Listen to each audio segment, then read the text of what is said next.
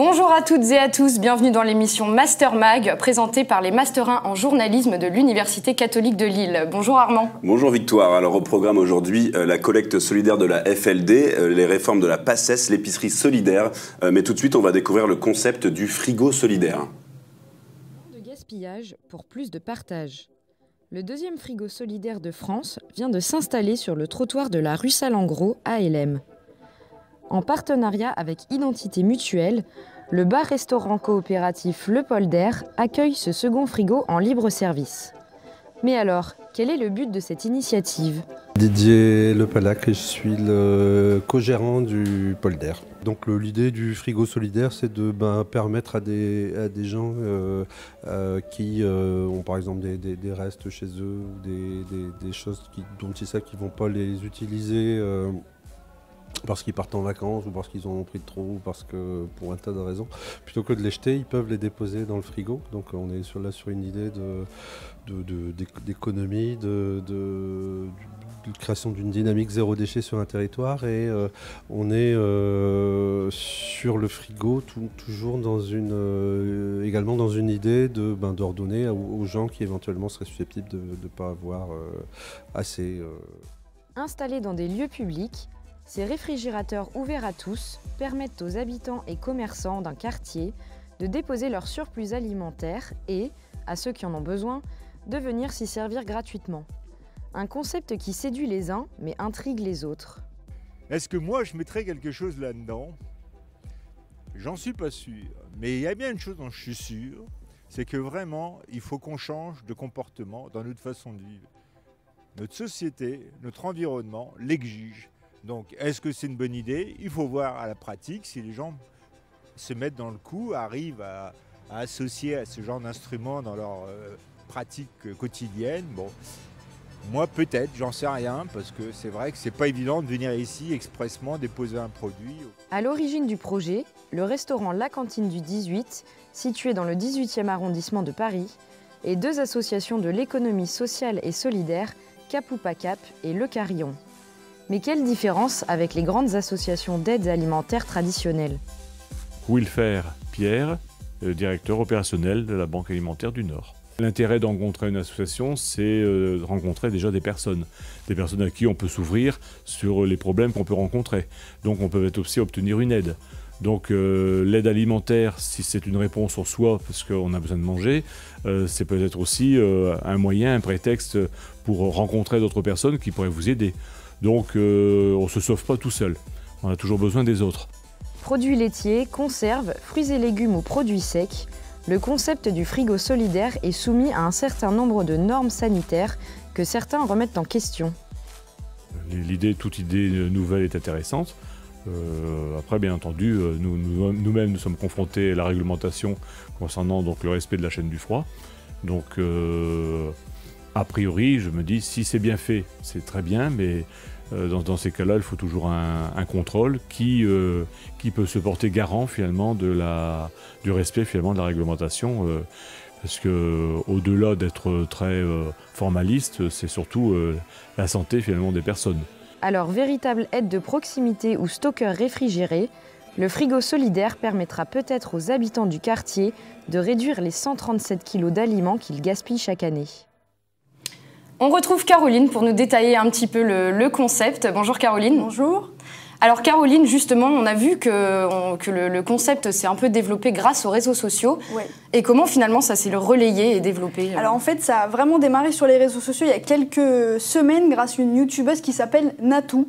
Donc elle fait pas mal de vidéos sur YouTube et elle a décidé de relayer ça grâce à un de ses copains qui s'appelle Baptiste Lorbert, qui est tout simplement le parrain de l'association, donc les frigos solidaires. Donc c'est vraiment une idée de cette génération 2.0 parce qu'ils se disent tout simplement qu'en partageant ça sur les réseaux sociaux, ça va aider les gens à mettre des frigos sur leur devanture. Pourquoi ? Parce que les frigos solidaires sont financés par des cagnottes de crowdfunding qui sont donc sur Internet. Donc c'est tout à fait logique de faire jouer les réseaux sociaux pour lancer plus de frigos solidaires. Une bonne initiative de la part des youtubeurs. Est-ce que ça vous a donné envie d'y participer, vous? Tout à fait. Moi, je pense que c'est une bonne idée. Malheureusement, je n'habite pas dans la métropole lilloise, donc c'est un peu compliqué pour moi de venir au polder à Lille déposer, comme disait donc René, expressément un produit. Mais je pense que si j'habitais dans la métropole lilloise, je le ferais.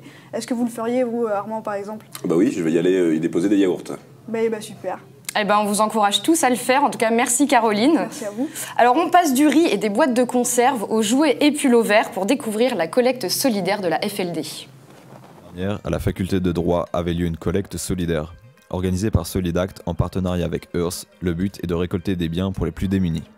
Donc on a organisé cette récolte avec l'association Earth et Solidact dont je suis la secrétaire, dans le but en fait donc de récolter des livres, des jouets, des vêtements, de la nourriture, pour ensuite les redistribuer au secours populaire. Cette initiative est ouverte à tous, qu'ils soient étudiants à l'université catholique ou non. C'est ouvert à tous les étudiants de la fac forcément, qui peuvent déposer, les cartons sont là, ils peuvent déposer ce qu'ils veulent. Après s'il y a des gens extérieurs à la fac qui veulent nous donner des objets, il faut qu'ils passent par nous parce qu'ils ne peuvent pas rentrer dans la fac vu qu'ils n'ont pas de badge. Mais ils peuvent tout à fait nous contacter sur la page Solidac ou Earth et qu'on voit ensemble et qu'on récupère ce qu'ils ont à donner. Les étudiants de la FLD saluent l'initiative d'une de leurs associations. Moi je trouve que tout ce qui est solidaire en tant qu'étudiant c'est toujours intéressant. Et c'est toujours utile pour développer un esprit de solidarité au sein de la Cato.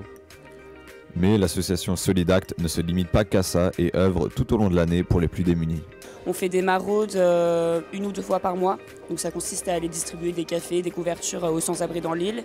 On organise aussi souvent des ventes de gâteaux pour récolter des fonds pour organiser un projet à plus grande échelle. Du type partir à l'étranger, faire une action humanitaire. Mais on n'a pas vraiment de champ limité en fait, c'est plein de petites actions comme ça qu'on va faire au cours de l'année. Si vous voulez participer à ces opérations, vous pouvez suivre les pages Facebook Solidact et Earth. Donc Antoine nous a rejoint pour nous parler de cette initiative de la FLD. Donc bonjour Antoine. Bonjour à vous. Bon déjà, jusque quand on peut y contribuer à cette initiative? Alors ça se termine aujourd'hui. Il faut savoir que la FLD, donc l'association Solidact, a mis en œuvre cette initiative lundi dernier. Donc ça a duré 1 semaine pile.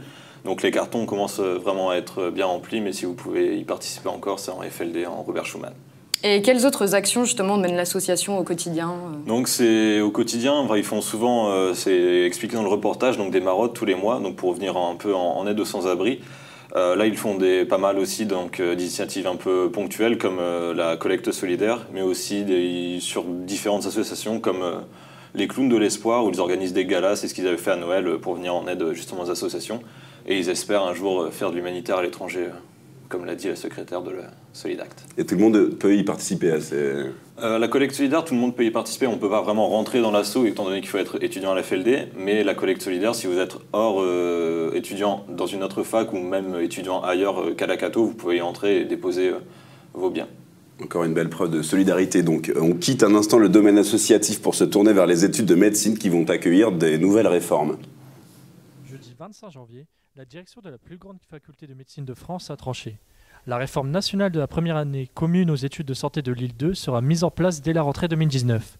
À la place du redoublement, certains auront la possibilité de passer un oral de rattrapage, ce qui représente 20% des places du numerus clausus, ou par une passesse alterne reliée à un ensemble de licences.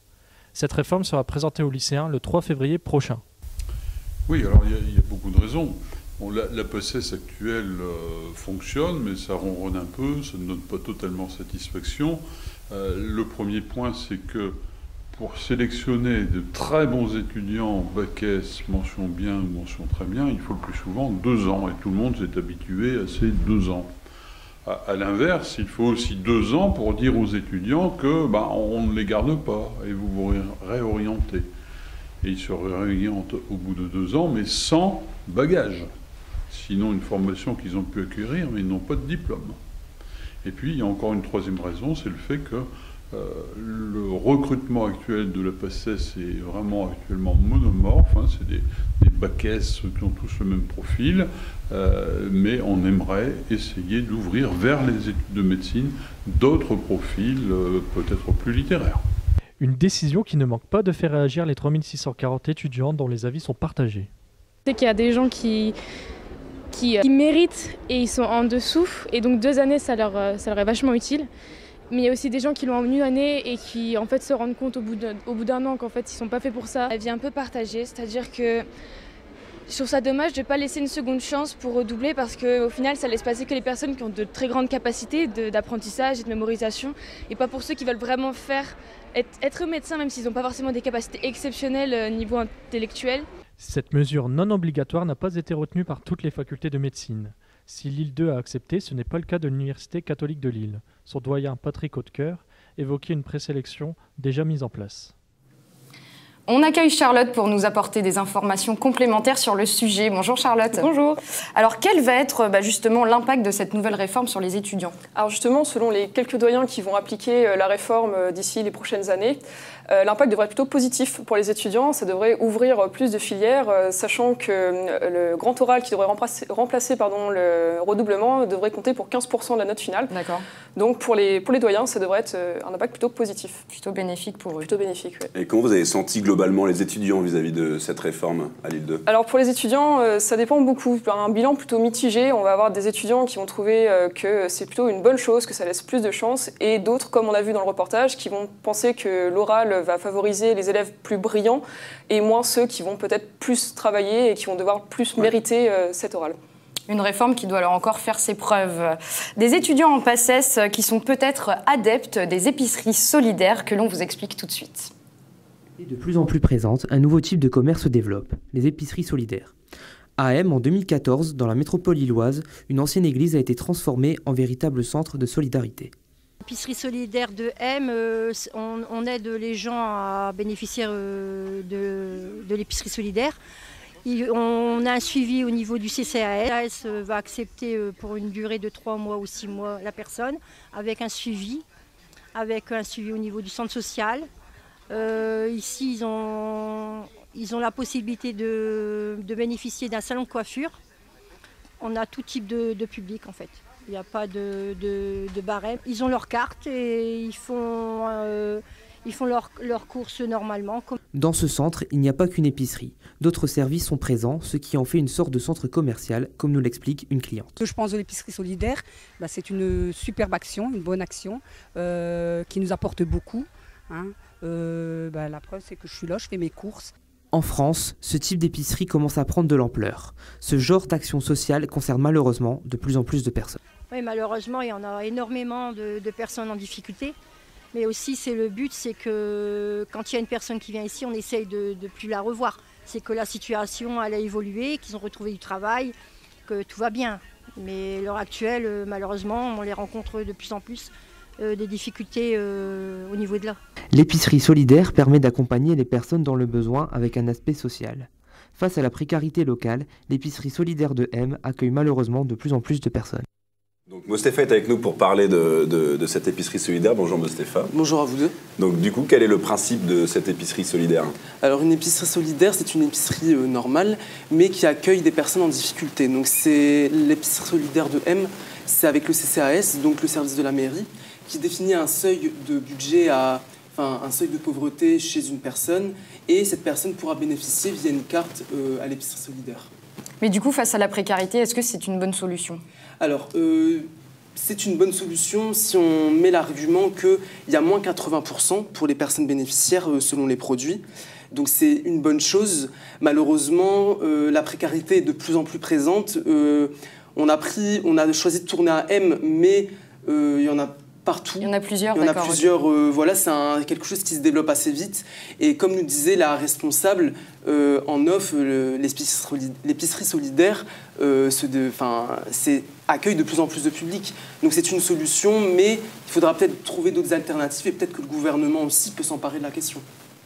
Donc ça peut être un futur projet pour le gouvernement. Exactement, il faut voir s'ils décident un jour de s'emparer de ça, on verra bien. Merci beaucoup, Mostefa. Merci à vous deux. Et merci à vous toutes et à tous de nous avoir suivis pour ce Master Mag. On se retrouve la semaine prochaine, même programme, même heure. Excellente semaine à tous.